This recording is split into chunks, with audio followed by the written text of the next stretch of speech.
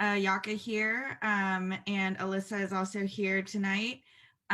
We are TAs with the LSAT Unplugged, and welcome to the admissions session. And today we are going to do a essay review session. We don't do these often, once every month or so. So, if you're listening to the recording, we will hold these occasionally. So, if you want your essays to be reviewed live, feel free to drop your essay with Steve. You could drop it in admissions at lsatunplugged.com, and we will kind of try to get through some of them. So before we actually get into an essay, I really wanted to talk through how Alyssa and I look at essays. We've been looking at essays for quite some time, and we've seen about well over 100, and we've given feedback on well over that. So we really want to kind of show you and talk you guys through the methodology that we use for when we look at a essay.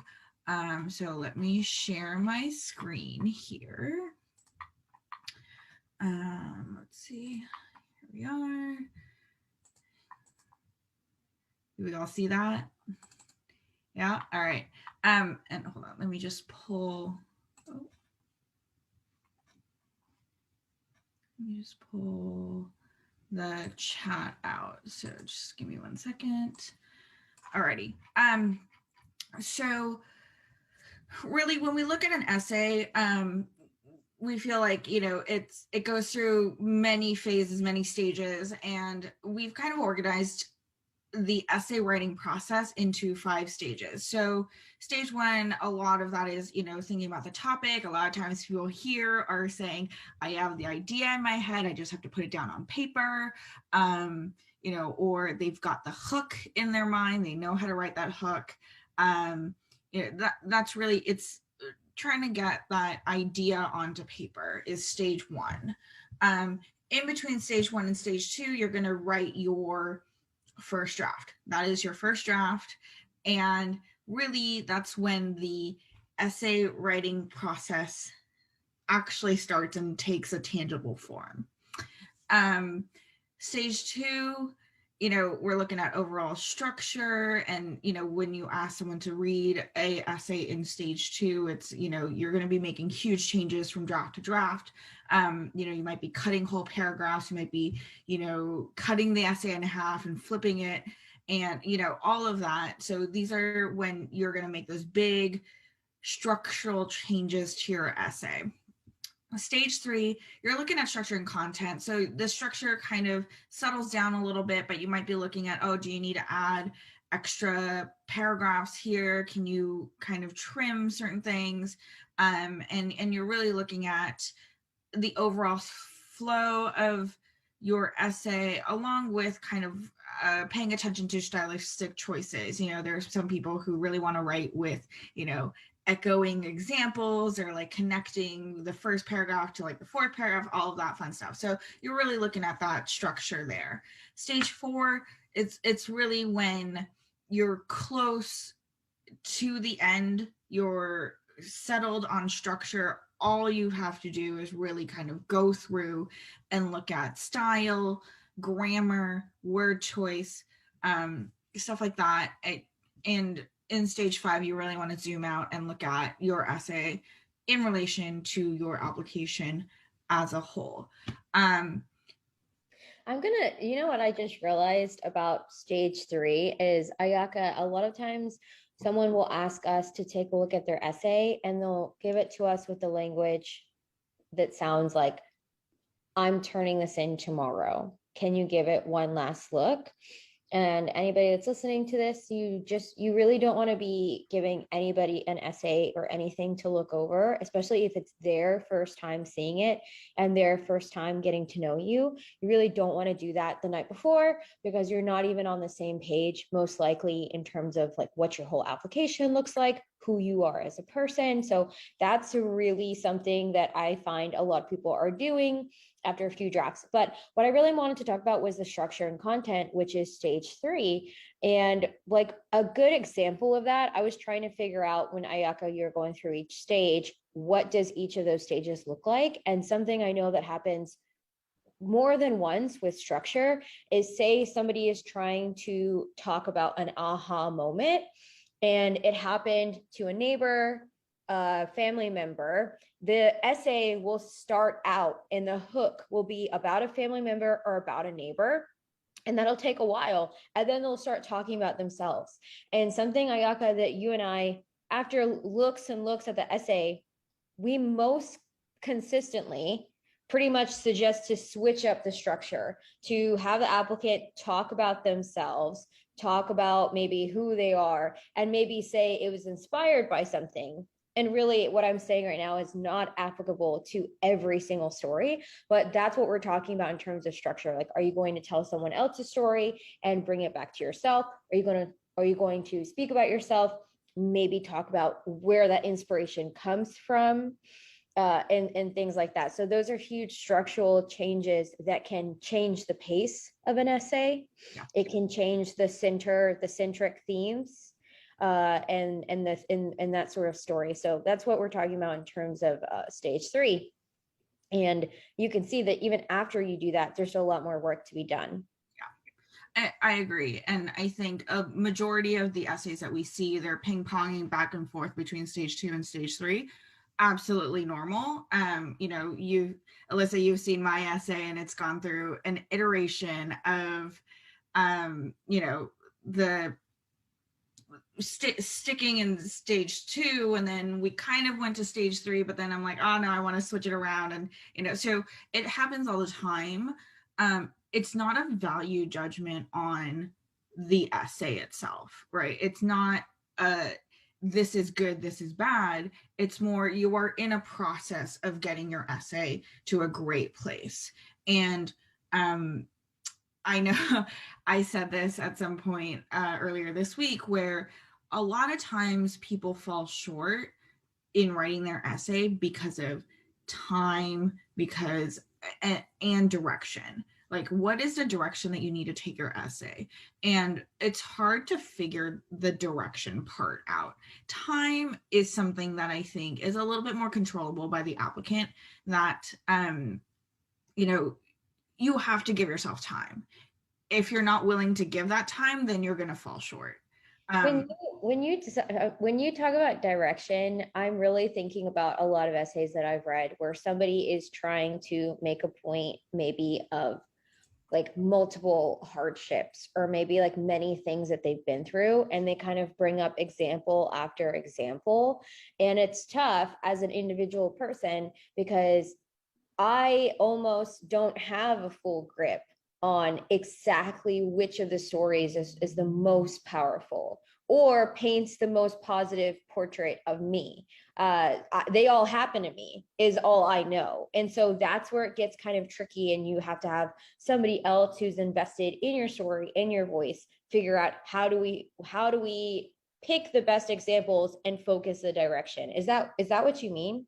Yeah, absolutely. I think, a lot of people, they write their first draft, they do a couple edits, and then they're like, what do I do next? And that's understandable. We haven't, outside of writing for an undergrad application, you don't do this sort of writing. And how to make it, and usually if you do, it's very private writing, like you're writing in a diary. So how do you make a personal story appeal to someone who is not you, appeal to someone who doesn't know all the details in your life, right? Because odds being the person who is reading this essay for the application doesn't know who you are.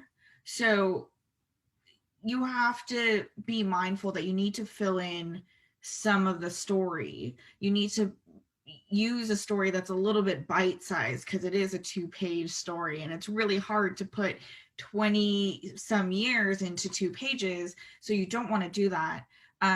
So when you get to after the first draft, after a couple drafts, how to move forward, that's a really hard place to be by yourself. And so you really do want other people looking at your essay and giving you direction. But a lot of times we get responses to review, like essay review of like, oh, I think it's good. Oh, I think you're almost there. And in reality, when you take a look at all the elements, are they meshing together in a cohesive story and a compelling story? A lot of times it's not the case. And that's not a writing skill issue. That's not a person issue. It's we're not used to this kind of writing. Most people are not used to this kind of writing. And how do you write for an application? It's just a muscle that we haven't learned, we haven't used in a while. So I think that's kind of what I see when I think of direction. I think you're absolutely right. We want to talk about all these stories that have happened to us and that we've participated in. Not all of them are applicable for an application to law school. So that as well is included in that direction part. Hope that makes sense. Nice. Yeah, definitely. Yeah. So this is really what we're looking at. The majority of times we're seeing essays in that stage 2, maybe a stage 3, but that's kind of rare. I've never seen any essay that has come our way that is beyond a stage 3 and that just really needs a polishing. A lot of times people are really stuck in that stage 2, stage 3 and need help getting out of that. So hopefully the essays we review today, I want to do a little bit of a deeper dive into each essay, so we'll only be looking at 2, but hopefully that will give you a little bit of direction and when you look at your own essay on what to look out for. So moving on. First is going to be the personal statement. I will read it out loud. It's a little bit long, it's 4 pages, and then I'll go through some feedback. Alyssa, I would love to hear your feedback as well, and we can kind of talk it out and see where we can take this essay. So, personal statement. It seemed like yesterday I received an email from New York City College of Technology informing me that my degree in human services was ready for pickup. I was so elated, as challenging as the process of furthering my education had been. Perseverance motivated me to never lose sight of my goal. During my undergraduate studies, I was a full-time mom, a full-time student, in addition to completing a part-time internship, and at one point navigating the complexities of the homeless shelter system. There were many days that I was unsure of how I would be able to continue my journey in my professional development. Despite my challenging circumstances, I learned to be resilient and I learned to hold myself accountable. Completing undergraduate studies was a culmination of a journey of learning and discovery. This was not only a symbol of a completed journey, but also a journey begun. It means so much to me as a woman of color who was raised in New York City Housing Authority, an underserved community, to be a voice and advocate for my clients. I knew that I was deeply passionate about meeting the real needs of people in all their humanity and recognizing when populations have been oppressed or excluded. As a domestic violence advocate for Safe Horizons Crime Victim Assistance Program, I work directly with the precinct as a social service arm, providing direct support services to survivors of crime.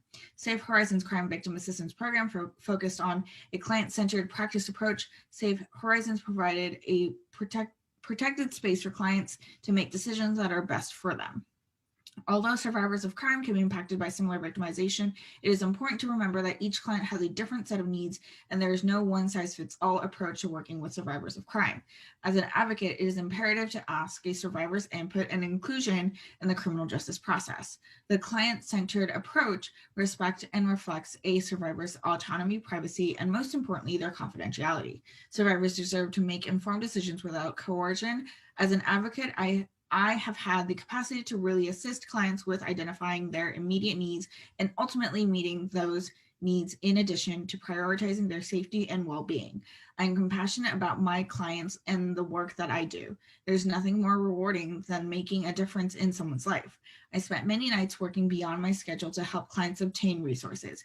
I am my own harshest critic. It is because of this that even when I exceed expectations, to me, it's not merely enough. Despite the great work that I have done, I know that I need to do more. I need to become an attorney. I want to be an attorney because I want to be able to advocate for people that are underserved and marginalized. It is imperative to me to use law as a tool for social change. I want to be able to provide legal support and be the voice for my clients. There are so many people that have been negatively impacted by the racial injustices of the criminal justice system. I want to empower my clients and, most importantly, challenge the racial injustices of these very same criminal justice systems. As a former domestic violence advocate and now crime victim assistance program manager, I've had the capacity to often navigate the complex bureaucracy of the NYPD system and also support the team that I supervise, in addition to supporting survivors around the system as well. As a former survivor, I know what it feels like to feel powerless or hopeless and defeated. This has further contributed to my desire in wanting to be an attorney. As an African American woman working in the precinct environment and working on behalf of survivors, I recall a day working in the precinct and the verdict was announced that an officer was terminated as a result of killing an unarmed African American male. I had to take a step back and check in with myself and reflect and ultimately speak with my supervisor about what I was feeling. It was very challenging to hear some of the responses from the police officers. While working with the precinct environment, I learned to experience professional tolerance for opinions in which I do not agree. Each time that I see something or hear something surrounding racial injustice, it makes me even more driven to become an attorney. As a lawyer, it is important to hear the other side and at times engage in those challenging discussions, especially surrounding race, racism, and equity. CUNY School of Law promotes public interest, which is really the field of law that I idolize. It is my dream to attend CUNY School of Law because CUNY School of Law values and promotes diversity and inclusion in every aspect of their school. CUNY School of Law fosters college and community which represents CUNITY. It is so important to be part of a community where so many of the people are like me. It is so important to feel a sense of belonging. Diversity also means that there will often be a difference of opinion. As someone who has the capacity to work in precinct environment, I have developed a professional tolerance for opinions in which I do not agree. CUNY's School of Law, CUNITY, really is supportive of diversity and even engaging in those very difficult conversations surrounding race, racism, and equity gracefully. What I admire most about CUNY School of Law is that they provide a supportive environment for their schools or for their students, which is extremely helpful in navigating the rigors of law school. It is my dream to attend CUNY School of Law. As an African American woman living in an underserved and marginalized community, NYCHA is not unusual to see a significant number of police officers policing my community. This has been extremely alarming and ultimately leaves residents in the state of fear. Residents shouldn't be fearful of their community because of the overwhelming presence of law enforcement professionals. There have been a huge prevalence of over-policing in many communities of color and even an abuse of power and authority amongst minorities. It is my desire as a legal professional to address the misconduct of law enforcement professionals and ensure that law enforcement professionals are held accountable for allegations of misconduct that have been substantiated. It is my dream to be a future student at CUNY School of Law and participate in the Defenders and Equality and Justice Practice clinics to ensure that all humanities, despite race, ethnicity, or creed, are treated as equally and fairly and receive proper legal representation despite economic status. It is important for me to be vigilant and vocal and really address the issues of racial disparity amongst African American and people of various other communities from a legal perspective. I'm committed to changing the criminal justice system in the aspect of mass incarceration. I am driven to successfully contribute to the Second Look project to give clients another chance to reintegrate into society. Mass incarceration is still existent and disproportionately affects the African American race more than any other race in the United States. A number of events from this past year, the countless murder of Black men and women, often by systems that are meant to protect, the way that COVID-19 pandemic has disproportionately affected communities of color, have only worked to strengthen my resolve to be a part of the solution and make positive change. All right. So in kind of reviewing this essay, I'm going to ignore the grammar part. It's interesting that you mentioned that because I have a whole page of notes that I was taking while you were reading this out loud, Mhm. and something that I find so I have a whole page of notes that I was taking, and uh, I've spoken to some admissions officers, directors of admissions that say I'm not the grammar police, Mhm. and I've spoken to other admissions officers that have specifically mentioned grammar as being as important. Yeah. So there are different ways that admissions officers definitely address that. But I have a whole page of notes, and I think what's really interesting is that I thought, okay, what if we speak about this in terms of the phases? Yeah. Yeah. Absolutely. We're And that's going to kind of start from where, there. okay, yeah, that's kind of where I was like, let's ignore the grammar. Um, in that, even if we fix the grammar now, because we're going to need to cut, edit, all, and add new content to the at least this essay, I think it's a moot point to work on grammar.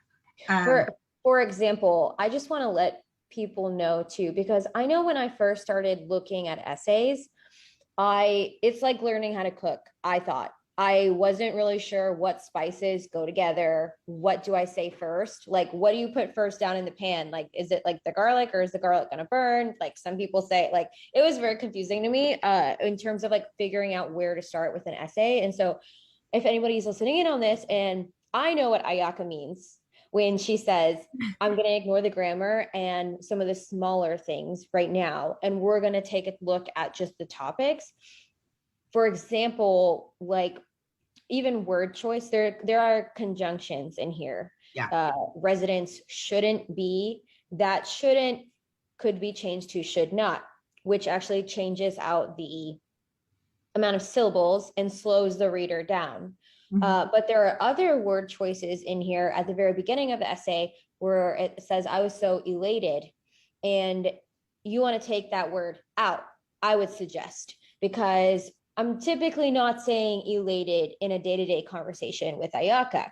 So it's like there are some word choices that are too formal and slow the reader down for no reason. It's too many syllables to say elated, and it's not really something you'd probably say.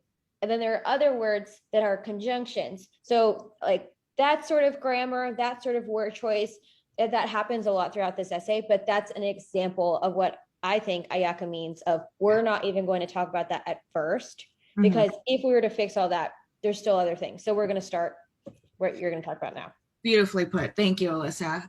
So I would squarely put this in stage two. Um, there's a lot of content here, which is great. You have 4 pages of content, which means we're going to have to cut, which I think this essay needs a lot of cutting, pasting back, and kind of trimming down a lot of these stories. Alyssa, where would you put this in the stages? I would absolutely put it in a stage one Stage one.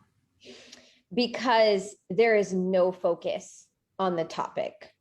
This is it's like throwing spaghetti at the wall. It's like saying everything that is important to the applicant. And I have a feeling if I was talking to the applicant right now, which happens a lot, somebody says back to us, I wrote everything down and I don't know where to take it. So this person to me looks like they've written a lot of different things down. And well, a personal statement cannot be six. Did you say it's 4 pages? 4 pages. And a personal statement, for as far as I know, cannot be 4 pages. I'm sure that the applicant is well aware of that. So they've written a lot down and they're trying to figure out what sticks. And so for me, there has been no decision on topic or content selection. And that's why I'm still at stage one. Okay, yeah. I can see that. I think for me, this essay, I feel like I know where they want to go. There's a lot of other stories that are coming in that's just, as you say, it loses focus. Um, We have the story about the working Yes. for the Safe Horizons Crime Victims Assistance Program. We have the story about there's a violent occurrence where they have to take a step back and check in with themselves. We have mentions of race, of them being I think they said a person of color, but I think this person is African American. They also identify as that, or I could be incorrect. I'm so sorry. This person identifies, I believe, as African American in the category of people of color. We Also, have worry race, about getting their degree. And getting their degree. We yeah, have a mention of homelessness. yes, So if I'm talking about focuses for an essay, there's been so far 5. And yes. and we have the mention of the school, why I want to go to this school, bringing in I think it's pronounced C Unity, but I just made that up in my head. Sorry, I just don't know how to pronounce this, so I'm just going to spell it out. If anybody listening to this right now, please jump in. We have the mention of the school, which is a 6th thing. And so I can see what you're saying. I mean, it doesn't really matter if we think it's 1 or 2, but the fact that I have like 6 things in terms of what they brought up and how those can all be separate essays, that's too much for a personal statement. No matter what, no matter who you are, 6 different like focuses or Yeah, is too much for a personal statement. I agree. And I think the one thing that I do commend this person on is having the line of advocacy throughout.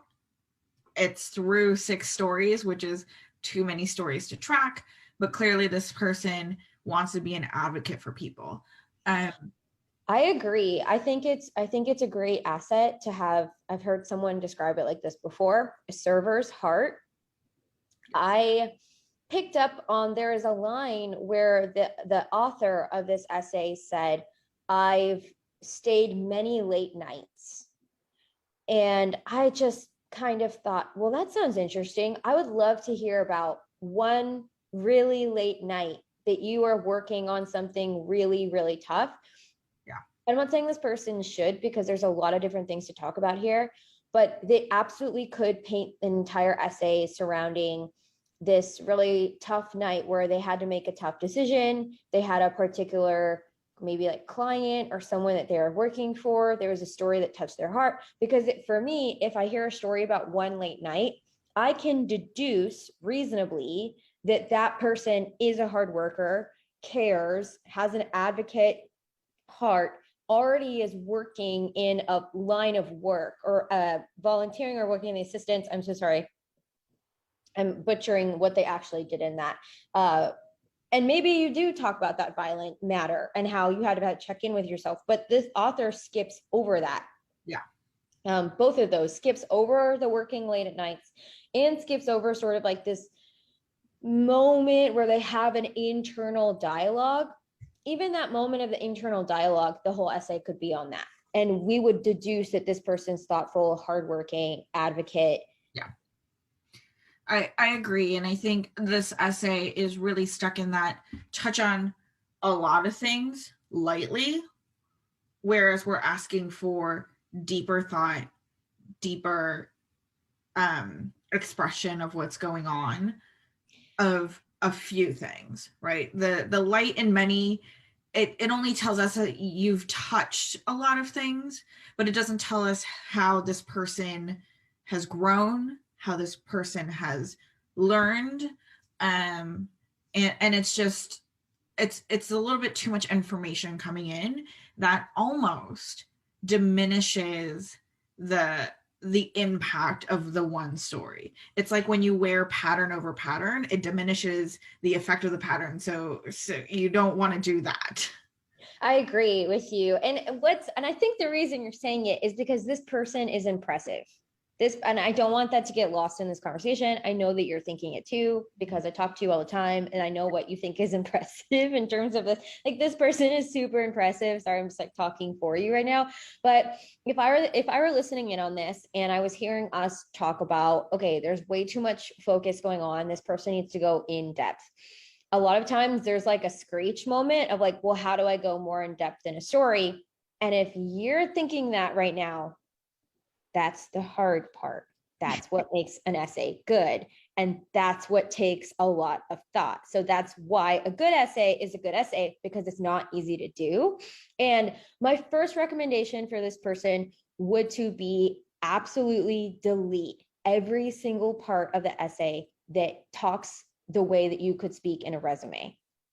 And there's enough of that where if you deleted all of it, you would then like kind of clear some of the weeds, because this person put so much in, it feels like it's at a standstill. So immediately get rid of that resume. And it happens, I think, in the it happens at the end of the first page. There's a paragraph that says, as a domestic violence advocate for Safe Horizons Crime Victim Assistance Program. And then it lists off what they did, what their role was, and it lists off how to do the role. And I love that. And that can shine in the resume. But something I've heard before, and I do stand by it, is that you really don't want to take time in your personal statement to just say what your role was, because a lot of this listing off and what follows, what this person is explaining what they did, all I'm learning about this person is that they know how to do the job. And an example of that is at the beginning of the second page. No, it's still at the end of the first page. At the very end of the first page, it says, as an advocate, it is imperative to seek a survivor's input and inclusion in the criminal justice process. That is a sentence I would highlight. Oh my gosh, Ayaka's highlighting it for me. That is a sentence I would highlight and say, that could be on a job board posting. That just means that you know how to do your job. And if anybody's listening to this, you don't want to just show that you know how to do your job, because it's assumed that if you worked there or that that's what you were doing and it's on your resume, then that would be assumed that you're good at your job. What we could do is take that sentence and tell a story of when you seeked a survivor's input and inclusion, and you are seeking their input and their inclusion in their own process. You could tell a whole story about that and delete everything where you talk about how to do your job and tell us the story about how you did it. That would be clearing the weeds. That would be the first thing I would tell this person to do. Absolutely. I think you're right. And, a lot of times people get stuck in their essay because they've written a laundry list of what they've done. And this is close to that, right? A laundry list and an explanation. It's almost like they took their resume, made it into paragraph form, and they put it here. So we don't want to do that. You can get a lot from a resume.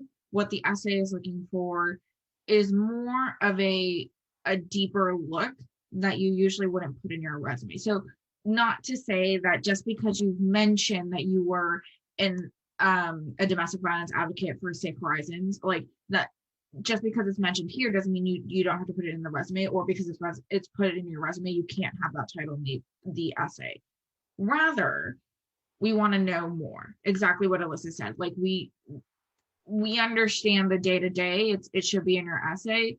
We want to know about that one impactful moment, that encounter that has shaken you to the core, all of that, like more real moments, more human moments that occur when you're working in these really high stress moments.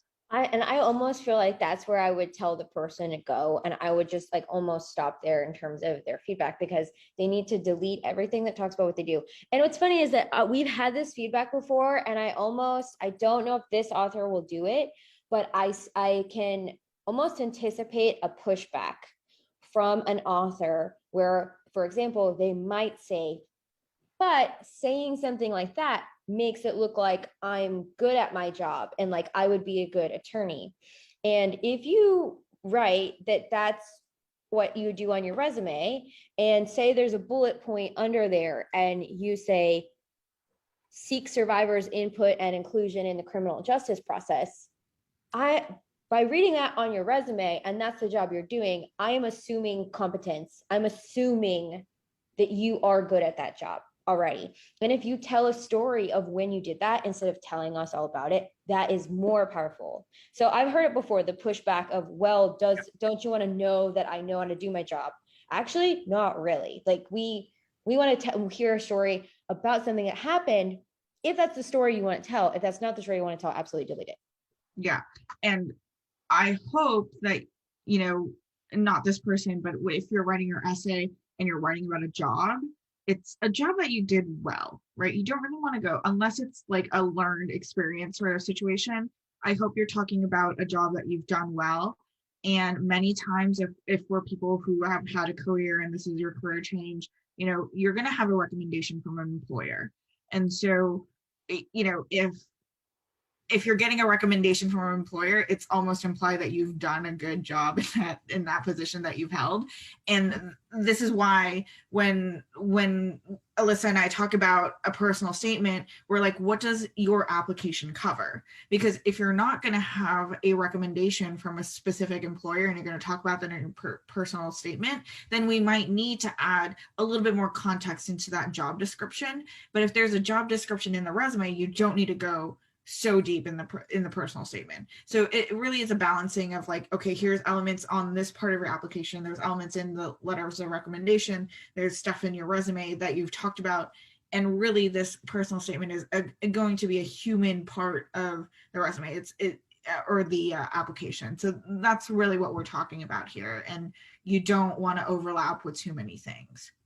I have two more things to say that I would say to this person. I'm just like on a roll. We have another essay to get to. The first thing I would say is also there's a lot in the essay that they can absolutely, I would suggest delete, where they're saying, like, for example, like a good lawyer does this, or a good attorney would do this. You just don't need to say that. You don't need to make a case for what and that's on the third page. So on the third page, at the top of the third page, that paragraph, it's at the end of the paragraph, things like, as a lawyer, it is important to hear the other side. The admissions committee knows what makes a good lawyer. All of that stuff, it's you don't have to make a case for what you know a good lawyer should be at all. If you talk about yourself, the admissions officer will infer qualities about you that could learn how to be a lawyer. You don't have to be a lawyer yet. You have to be able to learn how to be a lawyer. So there's like this change that happens there. Any sentence like that, start deleting that, start cutting that out. You don't need to say it.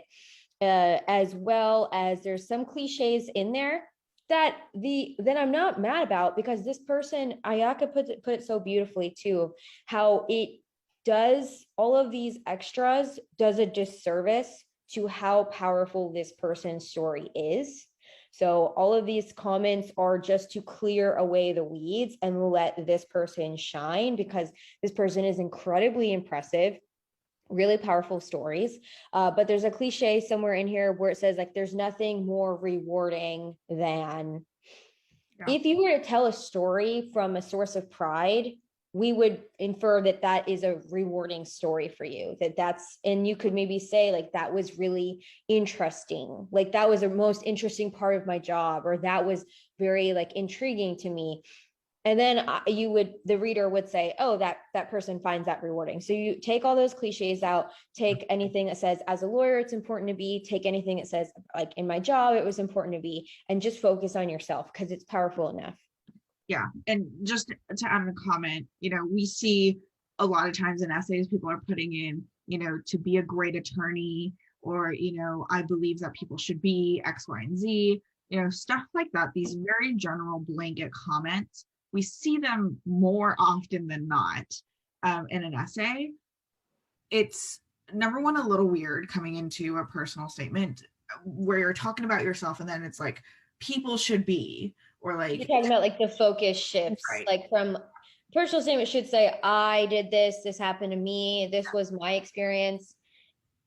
Oh, I literally have in my notes what you're saying, Ayaka. So there's a repeat of phrases in here where it says it is so important. If Mhm. this person controlled F and just deleted every sentence that said it is so important following, and then if they had a story to tell about that, that's then do that. But if you're just kind of, yeah, that switch of, yeah, Ayaka, sorry, I cut you off because I was excited. No. But I mean, this is what we talk about all the time. We see it so many times, and every single time it's take it out. It's never doing you any positives. Show, It's don't just, tell. yeah, Show me, don't tell me. yeah, And I my last note for this is at the very beginning of the personal statement. Then Ayaka, this is something I learned from you.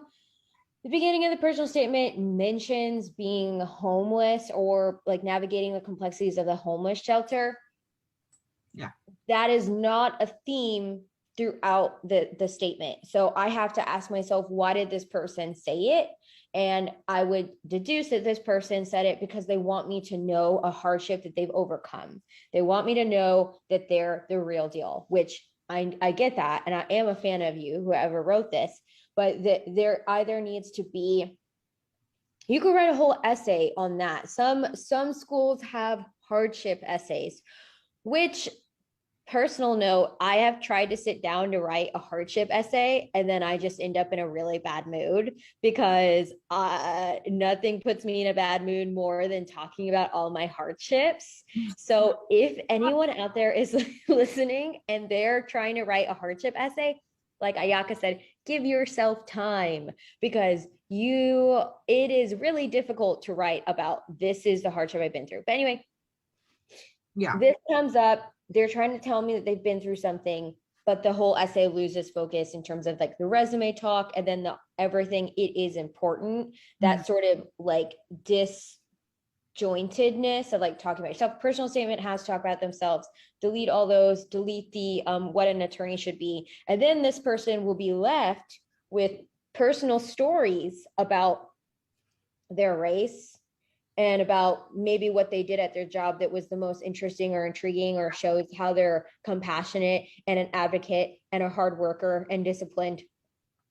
And they could talk about that, but it's displaced. They could talk about the navigating complexities of a homeless shelter. I don't think that has to be deleted, like what I said earlier, but it's not gracefully placed. I agree. And it doesn't. There's no follow through with it. So either lose it or follow through with it. I think is the comment there. I know we're running on time, but the last comment on this one, the school piece, really hard to read. To be honest, it's really hard. You don't need to repeat the school name over and over again, and it's awkwardly vague enough that if I switched a couple words, I wouldn't know which school this was. So That was such a brilliant Ayaka. I'm so glad that I get to work with you because I agree that I agree. And I'm really glad that you brought that part up because it is really hard to talk about a school and mhm, talk about a school in an effective way. mhm, yeah, and I think you know Why do you think it's hard to read? Like when you say it's hard, oh, because of the repetitiveness of C unity that I think is C unity. But yeah, the school would know. So I'm already anticipating the pushback where they're like, well, the school would know. But right, I like your point in that you don't have to repeat the school name so much.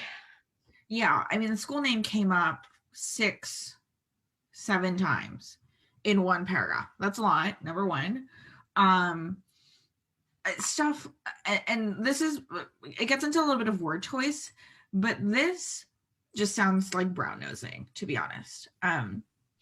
Well, I think okay, so and I know we have to move on, but brown nosing has been on my mind because I was writing an email to an admissions dean Mhm, to my like a school that I absolutely idolize today. mhm, And I didn't want to miss the opportunity in terms of how do I not say your school promotes, how do I not make it sound like I could be talking about any school if I just switch a few different words? And how do I make it relevant to what the email was about? Mm-hmm. And how do I say enough so it looks like I'm invested, but it's also super specific? And it took me an hour to write. I think the email was about 6 lines long. So Yeah. I'm not suggesting that anybody overthink, because when I say it out loud, it sounds like it's overthinking, but it has to stay on topic with what you're already talking about. It has to show that you are talking about something specific. So if this person, they bring up diversity, and actually I really like the point that this person makes, and I think it gets lost. They bring up that says, uh where is it? Is it this one?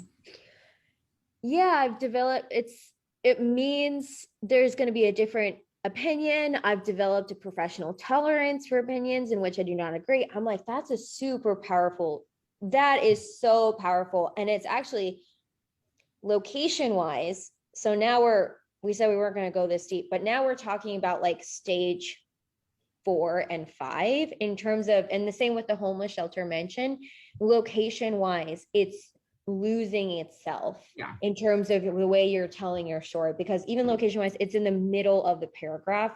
Yep.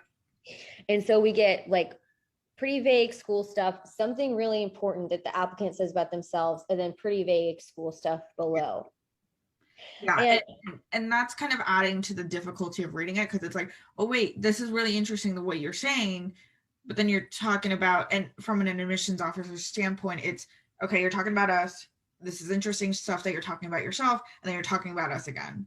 So, right, yes, and you know what? I was raised in the South, and I'm a woman of color. So I'm a woman and I'm a person of color, and I was raised in the South. And so there's a um what is that? What am I trying to say? Like there's a formality that I have to always erase or like forget if I'm speaking to someone on the West Coast or the East Coast. Like, for example, when I got to California for undergrad, I kept saying yes, ma'am, and no, sir. And my professors were like, you got, like, that's so weird. Please stop. But what I'm trying to point out is the word choice here in terms of I admire, I idolize. There is like there's a imbalance of when I've actually spoken to admissions officers specifically about language and word choice, and is it ego to try to speak to these people as though you see yourself in the program. Like, I see myself in this program. I want to be in that program, and just kind of talk more of like a peer-to-peer relationship, still not using conjunctions though. It's interesting. And you know, some of the answers that I've gotten back have been really helpful in mentioning that you don't have to create like a bottom like mindset, or like I idolize or I admire. I'm really at a loss for words here, but some of that language, it's not necessary. And I don't know where this person was raised. I don't know. Do I? I don't think they mentioned it. I'm saying I get it, but it's okay to sort of talk as though like you belong, like they're trying to get you to belong in their community, and then you're going to be an alumni and you can be a mentor and you can be an attorney. So a little bit of that language you can let go of as well. absolutely. Tons more to talk about. We've got to move on. Um, so I know we spent a lot of time on this, but let's move on. It's a diversity statement. It's a little bit shorter, so bear with me. You're going to hear my voice for a minute or two. On January 12th, 2010, a day I will never forget. At 4:53 p.m., a massive earthquake occurred in my country, Haiti, which not only killed close family and friends, but also destroyed my school and my home. All hopes and dreams were shattered in a matter of seconds. My parents saw that there were no other alternative but to migrate here to the United States. And that's where everything in my life suddenly changes and my journey to America begins. Coming to the United States, I knew things were going to be different, but it was nothing compared to what I have imagined. I have had to adapt to various things such as the culture, language, the food, etc. Along with all those changes, one major experience that totally caught me off guard was me getting bullied by my classmates. Here, I was still trying to fathom how I survived an earthquake and trying to fit in another country. Here, I was I also was dealing with classmates making fun of me because of where I was from. No sympathy was shown to a poor girl who just experienced such tragedy. I remembered being so weak and helpless. Also, with the language barrier, I could hardly defend myself. Growing up in a religious family was honestly the best thing that had ever happened to me. In the midst of the chaos, my parents would always pray and encourage me to persevere and push me to beat all the obstacles that came my way. Although it took me a couple of years to fully grasp the language, and also being the introvert that I am, I made certain during my first semester in college to speak up. I tried my very best to get involved, participate in skill shops, community service, group projects, etc. I know it was not going to be easy, but I just had to try. I refused to let my weakness hinder me to move forward in my personal and professional life. I said to myself, if I survive an earthquake, overcome language barrier, achieve many accomplishments that brought me thus far, then there is nothing I set my mind to I can't attain. To conclude, I am proud to be Haitian. My roots truly shaped and molded me to be very confident to molded me to the very confident person that I am today. I'm still learning and still adapting, but who isn't? Life is all about acclimatizing to whether to wherever it takes you. Yes, I was born in one of the poorest countries in the world, but my beautiful country humbles me. It pushes me to work harder each day. Despite of Haiti condition, I strive to always educate as many people as possible to see there is more to my country than what the world portrays it to be. Okay, I'll try to be quick here. Uh, for one thing that just kind of is getting to me is that the very last sentence says that they educate the world on how much more their country can be. But the essay before it was talking about how they personally navigated school bullies and speaking up in school. Yeah. So the last sentence is thoughtful, but doesn't match the essay. That's my first thing of feedback because I know we're running out of time. I think this is a great diversity statement topic. So if we were talking about stages, I would say this is definitely maybe like even stage 3, 4, maybe even stage 4. I feel like it's close. And I've actually brought up before to admissions officers, if somebody is not a native English speaker, do they expect English to be perfect? And I got the answer back that no, if you don't have to be a perfect English speaker, especially if you mention it's not your first language, which this person does. So that's what pushes it farther along for me because I think it's a great topic. I think that this person has thought about structure. But my feedback is that last sentence wraps up a conclusion that didn't happen. And really the other piece of feedback I'd have is that the essay starts out the same way a lot of essays start out in terms of wherever that person was. If there was something where like a world news event, they start out with the date. And I understand why, but you know what I personally would advise this person to do? I would say, well, where were you when the earthquake happened? It might be more powerful to say, I was in geometry class at 4:53 p.m. Yeah. A little bit more takes me to you. And I've read so many essays right now that I personally don't prefer to read on, for example, as an American, on September 11th, 2001. There's those dates are not capturing the reader in the way that you want them to. So I would just say, where were you? And start the story out like that. Yeah. And I think that's great feedback in that the date really means it means so much to this person. It means nothing to me. And if I close my laptop and said, oh, what do I remember about this person? I wouldn't remember the date, unfortunately. Right. Yeah, it depends on the worldview, and that's why diversity is good, Ayaka. Right. No. I think that's the point of like you saying, hey, like if you said I was in geometry class, right, when this happened, it's a little bit more impactful. I might not remember the exact date, but I'm like, oh, okay, yeah, like it happened during the day. Brings me, you know. It actually it talks, I'm so sorry. I just got excited because you mentioned this in the last essay, speaking in terms of I, and then speaking of like they or it should be in like this kind of like worldview. That's sort of like a newspaper headline, like the date, but you could start out with that I. And so again, it's like staying focused in terms of who you're talking about. Just say, I was here when this happened. Yeah. The one point that I have with this essay, and I was squarely put this in a 3, in that I would love to work a little bit more in structure here, to give a little bit more clarity on, so this person talks about the bullying piece, which I think it's a beautiful insight of being a foreigner coming into the United States, and you have to acclimate and all that. Um, there's this other piece that's a little bit floating, the Haitian piece. And I'm like, I understand this bullying piece, like being a foreigner, like, I'm an immigrant as well, so I understand this so well.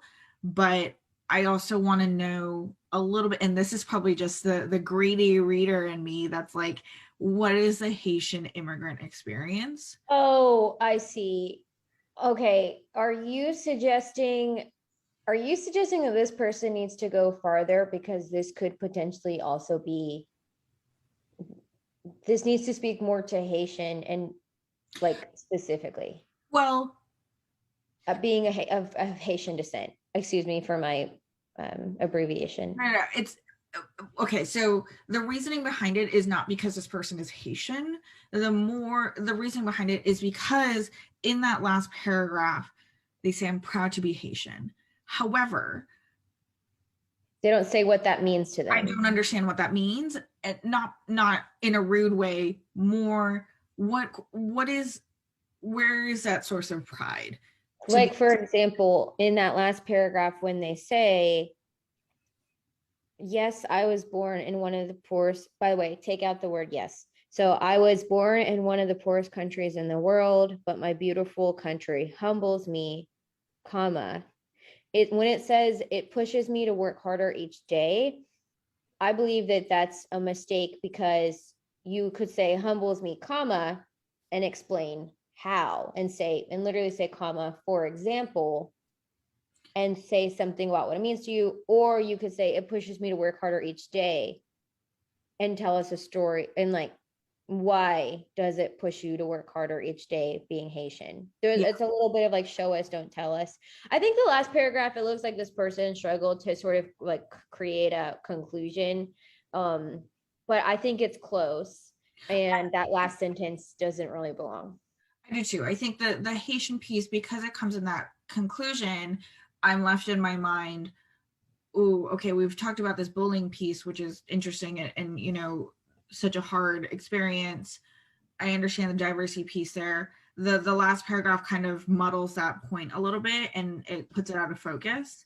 And now I'm wondering, well, we didn't talk about all these great qualities of the Haitian culture and what this person brought to the US as part of their culture and background. So, I understand the focus of the essay wasn't that, which is fine. But if they want to Yeah. conclude with something like that, then they're going to need to piece together a little bit more. Uh, Yeah, I would say if anybody is an immigrant and listening to this, I please don't think that you have to prove like what you've brought. Like no, that's not, absolutely you not. don't have to do that at all. That's just because this person concluded in that way that they were doing that. Yes, absolutely. Uh and my last piece of feedback for the night is it still has to do with the conclusion. That first sentence ends with a question. Don't Yeah, put questions in your personal statement. You don't want to do that. Number one, it's this question specifically is too casual. This, but who isn't? It is too casual for your personal statement. For your diversity statement. You want your diversity statement to speak in a professional manner and just be clear and be confident in just regular sentences. yeah, I agree. I agree. There's a couple of sentences here and there that's a little bit too casual for me. Um, you could say that's a stylistic choice. But I think there is a line, for casualness and professional writing. So, um, I think this is a great essay, and depending on what this person does with that conclusion, you know, it could be close to the 4, it could be close to the stage 3, you know, but I think it's great. Well, I know we're way over time. Thank you for sticking with us. You know, Alyssa and I can go on and on forever about essays, but we will leave it here. Make sure if you want your essays reviewed, or if you want help with essays, please reach out at admissions@lsatunplugged.com. We're there answering emails all the time. And we may or may not be doing a special thing for course members. So go ahead and give us an email, and I hope everyone has a good night. Yep. Have a good night. Thank you. Thanks for tuning into the show. Please subscribe if you haven't done so already to be notified of new episodes as I release them. And feel free to reach out if you need anything at all as you move forward with your prep. I'm happy to help however I can.